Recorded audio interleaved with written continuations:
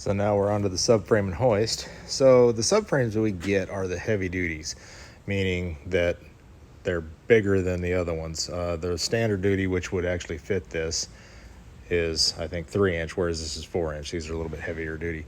We like to run these, but the problem is that's 11 foot, whereas the bed's, well, 9.5 foot.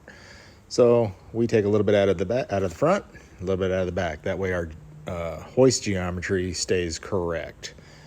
You know, if we took it all out of the front, it would all go forward. You'd be able to lift a massive amount of weight, but it wouldn't go very high.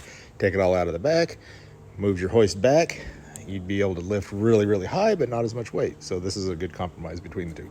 So here we go. And it's just a good practice to cover the back of the vehicle. I've had to replace those back windows from sparks and things. It's not fun. It hurts a little.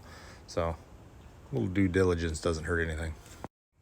All right, she's setting in place. Let's drop the hoist in.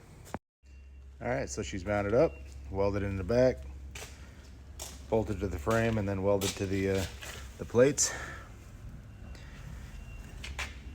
And we're gonna move on. Let's go ahead and drop the hydro unit on it and keep going. Oh, and almost forgot.